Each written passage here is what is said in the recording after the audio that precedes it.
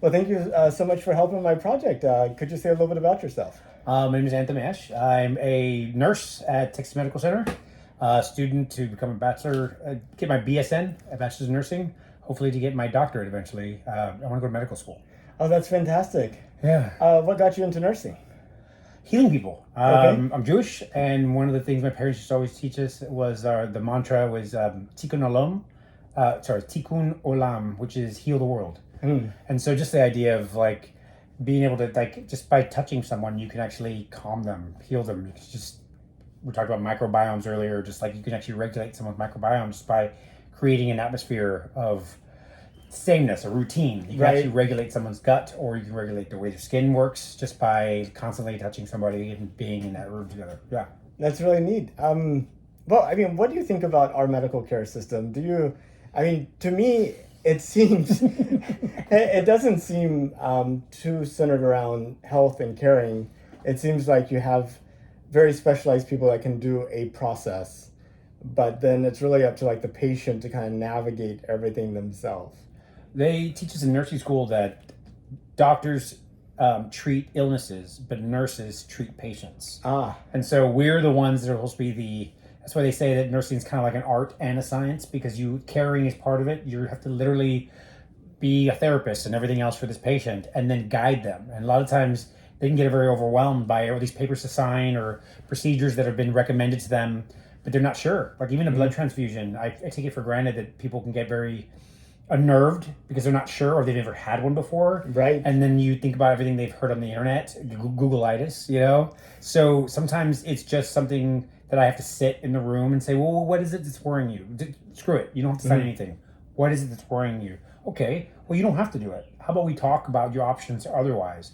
You know, because the doctors I'm learning, when I wanted to go to, when I told a couple people I wanted to go to medical school, they said the problem here is that when a doctor graduates, they have so much debt that their license is being held by the hospital. And the hospital then has to get them to charge a certain amount of tiers to the patient. So certain tests, everything else that they will benefit the hospital. Wow. And if the doctor doesn't want to give them that because it's not necessary, well, then they have to work more hours and see more patients just so they can get up to that quota of charging what they need to be charged for the hospital. So there is a bias that starts to form there, which kind of feeds into that where people do not trust about the medical system. And then people want to like divert and say, well, that's not true, or I don't need that medication, you know? So it's a way of navigating. You're right. There's a part of it that just doesn't feel right. I think it's a little more quota financially driven sometimes that needs to be navigated. So if you want to get the best care you can, I highly recommend that you take matters into your own hands and take a minute and like think about it. Okay, what is it they're teaching me? Let me look it up myself. Let me talk to a nurse, or let me talk to somebody else who's had that procedure and see how that works, so you get the best, well-rounded. Just because you just listen to one person blindly, you could be led astray, because we're humans, right? And humans make mistakes, and they Right. misdiagnose, and all of it's just theory. So all we're doing is just theorizing what could be wrong with you based off past experiences or past experiments, and then it might not be it at all. You just have an or abnormality or a phenomena that's growing, and we have to adapt to that now. And then you'll be the basis for somebody else's health and education. You know, Did you ever watch Dr. House or House MD? House, yeah. What do you think about that show? I love that I felt that is packed together in one. It takes a lot longer than that. You know, in one episode they'll kind of like come up with the idea by the end of like the whole series, the whole show. But it's a lot more testing and figuring it out and thinking. Well, I have a patient who's not doing well. He gets very grouchy, and everybody's like, he's very hostile. But he's not hostile. He was just agitated. And then when I looked at his chart and I realized, wait, he's been here for over 3 months in one room. I would go nuts too, wouldn't you? I'm like, so why don't we just give him an opportunity to work with me? Hey, I'm going downstairs. Do you want to go with me? Let's go for a walk. I got to pick up lunch for the other patient. Okay, man, I'll go. And he just needed purpose. Wow. And suddenly that shifted his mindset, and suddenly he started to calm down, and he wasn't as agitated, and he wasn't as quick to just like fire off. He was more willing to work with nurses because he now had a purpose to get out of his room to help other people rather than just immediately diagnosing somebody as agitated, you know? Right. Yeah. Wow. Yeah. No, it's like I mean, like to the doctors and the internists and hospitalists, they're going from room to room to room, and Exactly. it's like these like chess masters who play like 60 people at a time. They just see the position of the board and like, oh, doop, doop, doop, doop. Yeah, and then sometimes but it also, you're a human being, so you've seen four people, and by the time you're exhausted, and you get to another wing, and then you start creating biases based off those last people, and they tell nurses all the time that after you get off work, you need 20 to 40 minutes just to go run or burn off the energy, because you're absorbing human beings, and you take it. Sometimes frustration or just agitation, you hold on to it, and your shoulders are up here by the afternoon, and then you're seeing another patient who is very relaxed, but then you're handing that energy off to them, and Right. and so you have to like shift it. You have to do something to shake it off before you get to the next person, because you've now created these biases, this world of like, and then by the end it's, and then you're getting to the last person and you've already just dismissed them, and you didn't mean to. It's just a very human part of you that's just, I don't know, has grasped it the wrong way. You're not in that mood yet, What do you see as the future of medicine? Future medicine, I think it would be I would love more community health programs. I have this fantasy that I want to become a doctor, and I would love to create a clinic that's also a nursing school. So you're basically teaching students as they're in their own clinic. So it's this environment, but it's constantly taking care of the community that they're in. So learn that way.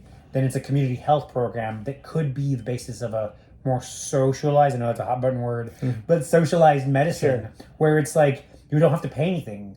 Your insurance should only cover the big the big basic things, cancers, big things that we make, operations, surgeries, and the basic things like common colds, earaches, vaccines, all will be taken care of by this community health, because it's nurturing the community and the community's helping it back, rather than it being this thing where quotas need to be taken care of because we need to make this much money because we got to pay for helicopters or whatever. Something more community based would be more holistic, something that more graspable, teaching the community, hey, we don't need to go for all these chemicals in medicine. Maybe we can teach you about eating better, so we can avoid stroke, heart attack, aneurysms, even erectile dysfunction, and just alcoholism. All these things can be diverted by changing, not alcoholism, but health. But you could shift them a little bit, shift somebody's mood by teaching them how to eat better, rather than somebody just needing to numb themselves with alcohol. There could be something to help curb cravings, curb appetites, curb the way they socialize, curb everything, creating a better biome in their body so that they can make better decisions throughout their day based off something small, like we're going to make our bed, and then we're going to make breakfast, and we're going to make a healthy breakfast. We're going to add some greens in there, just stuff like that. Wow. And, I think doctor's office waiting rooms and even hospital waiting rooms, like a missed opportunity for like patient education and engagement and stuff. Interaction. Yeah, absolutely that. Going in there instead of everybody being behind this wall, and that's where the better is, and the sick is over here. But taking opportunity to, the kids are playing with just toys and crayons. Give them stuff that's going to help them, learn what's going on here, so they're not so scared. I keep trying to draw these little kids books. That's what I drew, is this doodle, and this one book about just teaching Luke and Abby. Abby's an abnormal cell, which is basically leukemia. Okay, that's why it's Luke. Luke is a leukocyte. He's a white blood cell that goes around looking for the abnormalities. But an abnormal cell is your own cells. So, of course, a leukocyte will not know how to identify that as an abnormality or cancer. So it just keeps ignoring it, and the cell just keeps proliferating. Whatever you tell kids about, this is what Luke does, and this is why it's hard to find it in you. We need to help Luke find Abby, in your body, and give them things that they can learn this way, so they can go home and be not so scared when they get into the hospital and you hear things like leukemia or sickle cell or something. Just teach them about this kind of education, Same thing with parents. As parents are letting their kids learn, they're learning themselves too. You're learning to keep between the lines. You're learning peace, the calmness that comes with just coloring in, just learning meditation by action, an active meditation. Absolutely. Yeah. That makes sense. So my mom was actually a home health nurse. Okay. And when I was growing up, the laws and rules were a little bit different. and she used to bring me on patient visits, and I got to see like these older people at home. I remember them being quite happy to have a kid around. It's like something new. Somebody. And to me, after having a couple of decades of thinking about it, I realized it really made an impact on me to actually see. There are old people. People get sick.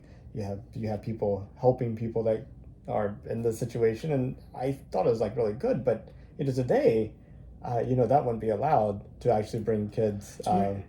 To bring kids, no. To bring kids, probably not, because it's a work thing, and you don't know what's going on, what environment you're into. You make some places maybe not the best conditions for that patient, so let alone a child. Right. I mean, they could be bringing sickness from school. And kids are filthy. All of us are filthy. The children true. are the most filthy because they're an incubus of like everything they've touched, and then if that allows to colonize, then they are based now the projectile of all those things. It's true. But I grew up with my grandparents adopted me, and so I had 50-year-old parents that when I was born, and then all my siblings were in their 40s, and I was able to see older people in a different light. But again, they were not eating and treating themselves, which is great. So I thought 40 was the end of life. Right. Because they all had strokes and heart attacks and all these problems. Now I'm 42. I'm 47, so I'm like, 40 better not. No. It should be just the beginning, But our generation learned to be different and to adapt based off everything we noticed. And your experience with elder people and realizing,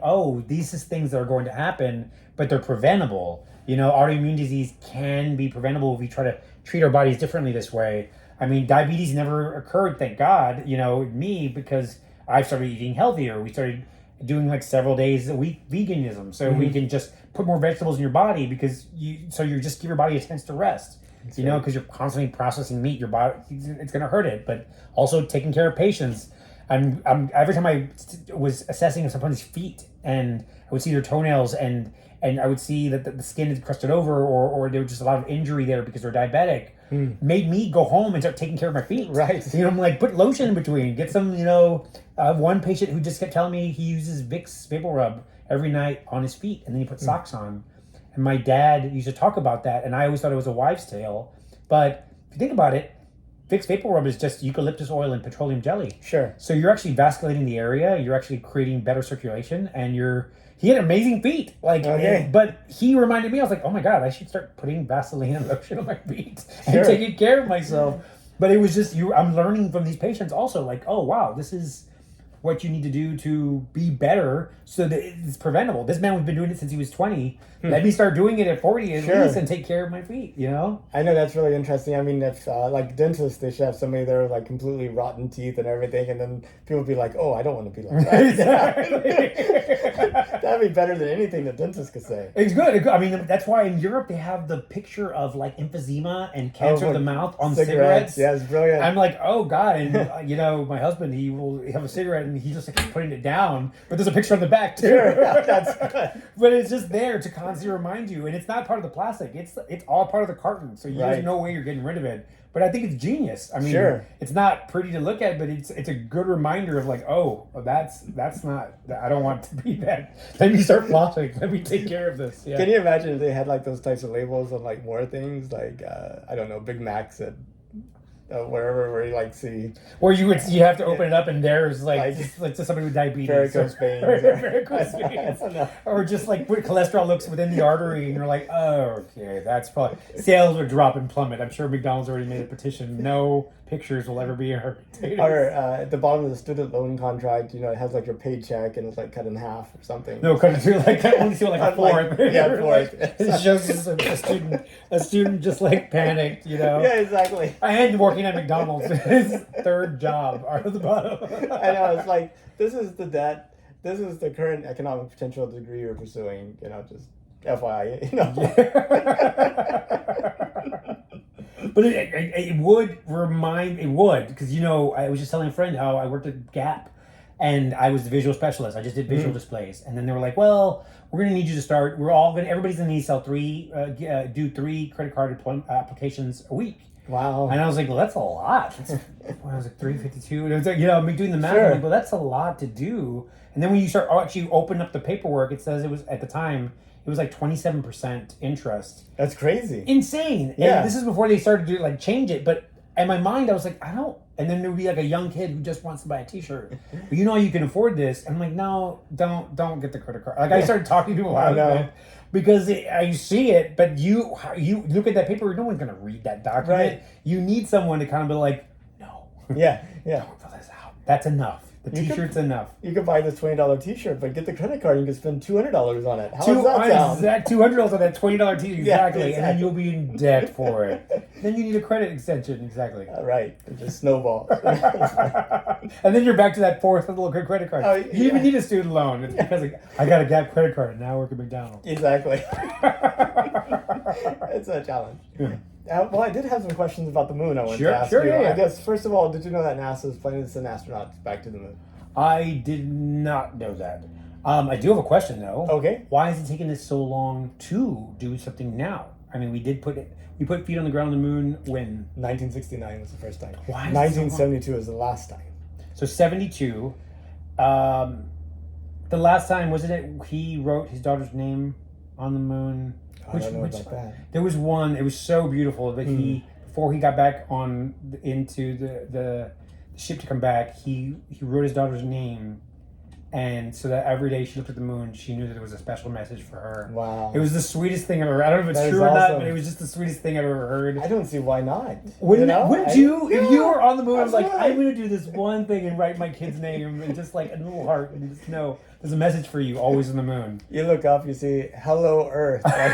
Just he used those to Robert. No. We're watching. Yes. Just make it really creepy. I see you. Exactly. Just maybe a little eye. You'll never delete your porn history. Yeah. Oh, they did have that commercial, like the old guy on the moon, and he had like a little telescope and he was looking at somebody here on Earth. I don't know if you saw that. It's kind of That's really funny. That's really funny. Yeah. So why did it take us so long? Why didn't we try to keep doing more and like trying to do more at that time? I know it was a space race, but then why didn't we do more? Yeah. I don't have necessarily the correct answers for you, but I have some thoughts I could share. So first of all, I think the reason that we first went to the moon was to beat the Russians. Yes. And so what's amazing is not that we stopped in 1972, but that we continued even after 1969. It's like the rest were just victory laps. Yeah, exactly. Okay, just an extra little flex. Not only did we make it beat you here, but now we're also just gonna like zip around it and come back. Yeah. You know, it's like you're running somebody and they cross over the finish line, then they run back to you and back over the finish, back over the finish line. Yeah. That's exactly what I would flex that way. Exactly. Write a name and then come back and be like, and that's not you. Just a letter. Not I'll Russia. be back. I'll finish it next time. The longest name. I also wrote her last name, by the way. Exactly. So, yeah, and, you know, an Apollo like 82 or whatever. So we're going now. We're going now. And the plan is to just see that we can, or are we trying to leave something there? So are we going to build a station? What is the plan when we're going this time? Well, you know, depending upon who you talk to, you'll get a whole bunch of different reasons. But from my perspective, I think there's like 3 reasons we go back to the moon. One, to go learn what it can teach us. You know, the Earth, as well as everything else in the solar system, is basically in a shooting gallery, in the sense that you have all these like, you know, asteroids that are in orbits around the sun as well. And occasionally they hit the Earth, right? But you don't see much evidence of them on the Earth because most of them burn up in the sky. The ones that don't burn up in the sky land in the ocean. And the ones that land on land because of weather and the vegetation, what have you, the evidence of them kind of disappears. But the moon is actually traveling through the same volume of space as the Earth, and a proportional amount of those asteroids also land on the moon. So we could learn about, you know, kind of like what's the patterns of any of these asteroids. Maybe there's like a whole clump of asteroids that's like in a 20,000 year pattern. You know, every 20,000 years we kind of like go through this thing. You know, the moon would have evidence of that, as well as since there's no atmosphere or weather on the moon, solar activity is kind of preserved. The record of solar activity is kind of preserved in the lunar surface. So lots of things like that. Okay. The second thing is for the resources that it could provide. Since the last time we went to the moon, we discovered that there's actually water ice in these permanently shadowed craters near the poles of the moon. So potentially, in addition to preserving some things that might be interesting to know about that could potentially be used as like water. You could break it apart, turn it into hydrogen and oxygen, and do things with it. So it can make it cheaper to do things on the moon and use these resources for other places in space. Sure. And then the third thing is to really practice to go further. I mean, I think the only point of sending humans into space is to send humans into space. Yeah. So that really comes down to the next question of, when you think about the future of humanity, do we have a home in the stars, or are we going to be forever, restricted to the Earth? I have a very mystic way of looking at humanity, and every time I was reading about watching a whole documentary about us sending the satellite past Saturn, one of the moons. It was a frozen moon, and so we were as we were passing, we were trying to drop a payload into it that would send data back.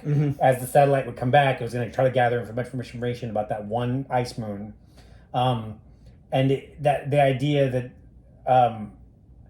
they're like, but we want to preserve it the way it is to see things would come about, and my mind kept thinking, well, what if we were meant to touch it? Or we're meant to touch it so that way what we have then starts to breed and proliferate and colonize and start up a bacteria. So we're bringing what we have at home, and instead of just letting this planet do what it's going to be doing on its own, I mean, we're learning that there's bacteria that can live in these 1,000-degree furnaces in the ocean, and they're able to survive. So, I mean, these extreme temperatures, we have what needs to live on all these other extreme weathers, extreme planets, extreme terrains. Sure. And so why not? Yeah. And I'm just thinking that might be the future of what humanity is supposed to do, is what I'm sure with the vastness of space and all these other solar systems we're finding out. I mean, I don't think it's possible for there not to be life other places. Sure. But why not spread like we're supposed to these other planets and let the bacteria move, grow, be other things, exactly like what happened to us, a primordial ooze, and let it just start to shift to an atmosphere and become, I think our existence, I think we were meant for this planet. I go back to the biome of the skin. As a nurse, you talk about how all this bacteria is literally constantly here, creating this perfect biome on your body, and then internally there's another biome that's growing. And if it ever gets thrown off, your body, that's where you become sick. You're just upset stomach, whatever. Because these bacteria can easily become opportunistic at any moment, but they're there. We are like the bacteria on this planet, this giant living organism, and we're there to make it better. And if we ever colonize in the wrong way, become opportunistic, this planet will figure out to shift us and make it better again.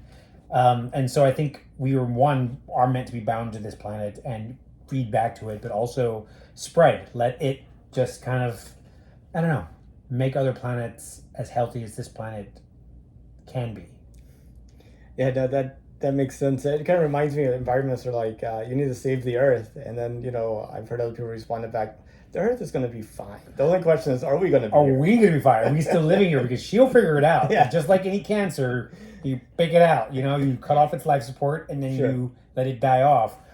That's what this Earth will keep going. It'll self-regulate, and we will be the ones that are just not here. Yeah. It's like a wildfire. You just let it burn itself out, and eventually it stops. Eventually it stops. It's going to consume everything it's going to consume, but then also everything that it burned will be healthier and fertilize better because of that fire. Right. Yeah, exactly.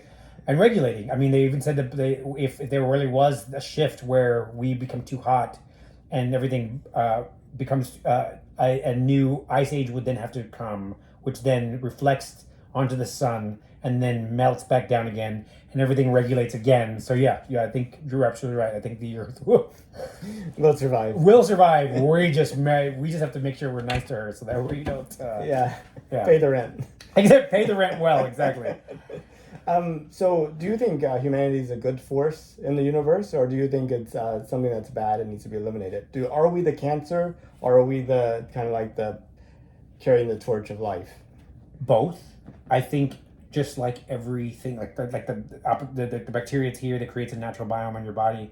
At any point, if things shift in a different direction, those easy bacteria like MRSA lives on you. But if the right recipe happens, like tear, your immune system's shot because you're working on something else, and that MRSA finds its way toward that tear, it suddenly falls in and starts consuming because it now has the hospital environment for itself. Same thing for us. We are meant to be innately good, and human beings are compassionate, loving creatures. I think the universe learns when we love, and I think we are better for it. But just like that biome, if we're given the right recipe, we're not really meant to be in control. And when we're given too much control, that's when things start to shift and we become opportunistic and we become an infection. We become a cancer. And we have to shift back. And it takes the rest of us. Luke has to figure out where Abby is and push Abby into a regulated area so that we can get back to a natural, comfortable biome for the universe and for this planet. I like that. I don't know if you heard about this mission called Inspiration 4. No. So Jared Isaacman, who owns like Shift 4 Payments, like this credit card processing thing, he did this kind of public awareness fundraiser thing with St. Jude's, where he and 3 other people went on a 3-day trip around Earth as part of this project called Inspiration 4 to raise awareness of St. Jude's and children cancer and what have you. So one of the people they brought was a childhood cancer survivor who then became a medical person at St. Jude's, and then somebody that donated money to St. Jude's that was randomly chosen, and then somebody that used his platform to do something inspirational. But so I just, whenever you talk about Luke and leukemia, the childhood cancer, and it just kind of all clicked together for me. Yeah, and then just going around, and then now Luke can go back and help out and show, wait, what? I identified something. I identified an issue. And now we can kind of figure out where to go from here. Yeah, it's really cool. So do you think that humanity going out into space is part of our growth process, or do you think we have to do a certain amount of growing before we're ready to do that? Like, one more time. Yes. Do you think us kind of like developing colonies on the moon and Mars and other places is something that will help humanity kind of mature? Or do you think we need to mature before we try to attempt to do that? That's kind of like saying you should wait till you're ready till you get married or buy a house or whatever. Or have kids. Or have kids. I mean, I think now that I have 2 kids in college, I'm finally ready for a newborn. Now I'm ready. Now I'm ready. Exactly. I think that you should, if you have the technology, you're able to do it, great. But human beings need to be. We're never ever going to be completely ready. There's that propensity for being cancerous at any moment, but that's why checks and balances need to be done so that we have some kind of system to regulate. Because, I mean, all we're doing is getting another Airbnb up there in the moon, Sure. And then if you don't get everything right, and help regulate it the right way, cancer can be sent over there, and that becomes opportunistic, and it can be like a hospital demanding something, or cancer, or I think human beings need to. My brother, when we were talking, gay marriage was just happening, and he said, "Do you really think it's right for gay people to get married?" And of course, I got upset, and I was like, "Of course, why wouldn't it be right? It's a human request." And he said, "No, I'm sorry."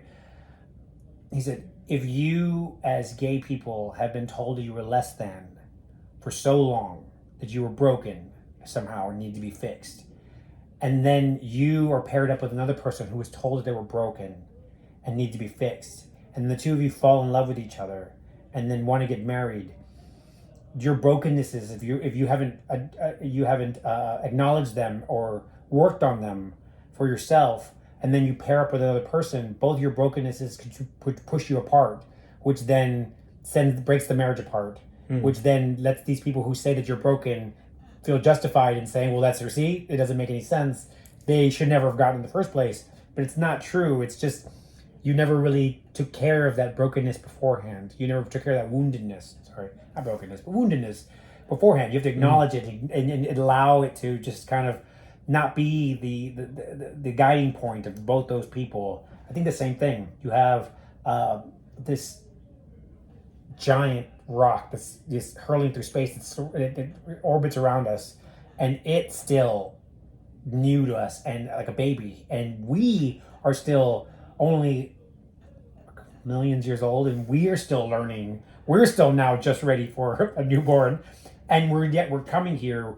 All those things need to be acknowledged and talked about and discussed, and even the scientists we're about to send there, and the engineers that we're having to do. Every single person needs to go through that same spot. It's back to what you said. The waiting room of the hospital needs to take that opportunity while these people are waiting to educate them about who they are and what we're doing here, so that there's a core there. So then when we do go, we don't concoct it up for everyone, and for ourselves. We're at least ready for that human experience of being somewhere new and not feeling like we have to control it or claim it or keep other people from it, but instead invite more to the table so that we can make it better. Another station, so that we can go to Mars, and then another station, and then go back to that ice planet and figure out what we left. I do think at some point we have people living on these other places, raising families, getting married, having children. I think so. I mean, it takes a while to get to Mars, right? It takes 3 years? It takes like 6 months to get there, but you have to wait for the planets to align, and then you have to wait for them to get realigned to come back. So then it takes like 2 or 3 years to make a round trip. Okay. Ticket. So true to, I mean, but 6 months is not. But in that time period, if you're trapped in a sardine can, if you will, hurling toward, Sure. you create these partnerships, these relationships with these other people.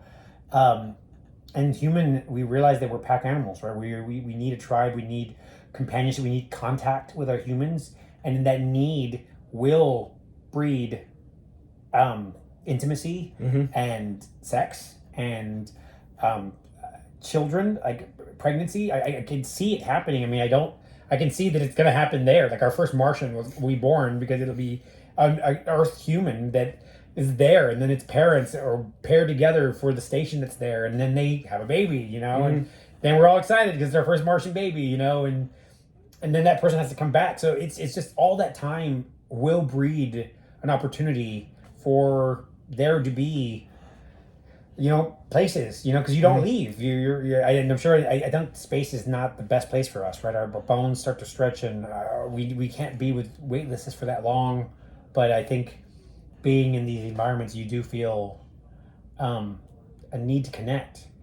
I was just watching, I don't know if you watch Black Mirror, but this new one where it's like 1970, like 69, but there's a space station that's hurling through space. Oh, wow. And the astronauts that are there on it get a chance to tap into a VR where they have duplicates on Earth that look just like them. Oh, wow. They live with their families. Like their families, surrogate type of thing. Yeah, they look just like them. They interact, have all their feelings because they're inside that surrogate. And it interacts with their family. It sleeps next to the wife so she doesn't feel alone. It plays with the kid, teaches them, because you're piloting the robot, right? Your consciousness, but it's there because they know that these astronauts can't come home, so they gave them this machine that would help them adapt and be with their families. But that whole thing is like, that makes sense because they know there's a very human element there. This other guy that you're hurling through space with is not enough. You're going to miss your family. You're going to miss your kids. Even though you're working on something, you are abandoning them for this other project, and they're not just circling the Earth that they can come at a moment. They're still going in the one other direction. So I just found that really interesting that like human beings are going to need that contact, that closeness. It's very dark. Did you see it? I have not seen it. Oh my God, I've only seen like a few episodes of the very first season. Yeah. So I kind of like have an idea of it, but I haven't been keeping up with it. If you want to skip to the last, they all kind of go. They're separate from each other, but Sure. It's the last season. Okay. But it's space, and it shows these two families on Earth, and then it keeps dabbing forward. The whole time I thought they were on Earth piloting these robots in space, but it's the opposite. They're in space piloting these robots. Some dark stuff happens. But you're just like, oh my God, that's horrible. Like these poor men can't do anything about it. Like their families are here and they're there, and these robots can do nothing to stop it either. Oh wow. Yeah. It's really. It sounds really dark. It's really dark, and you're like, wow, the whole thing gets really. It's very Shakespearean the way it ends. You're just like, oh, Oh, that was dark. Yeah, but that's what you expect from Black Mirror. Exactly. Yeah. Yeah. Yeah. It's not supposed to be lighthearted. Yeah, you're not leaving away with excitement. No, It's a no. cautionary tale. This is those pictures on the cigarette package. That's what Black This Mirror exactly. is. It's literally showing you. We're just like, oh, what great entertainment. No, this is a warning. Yeah. There's also another show you should watch called, I think it's from the same makers, but it's called Love, Sex, and Robots. Love, Sex, and Robots. And it's animated versions, but they show these three, it's called Three Robots. And the three robots come back to Earth, where the robots we created, but then we create our own annihilation, our own Armageddon, and we humans are killed off. And the robots come back because they have their own civilization now.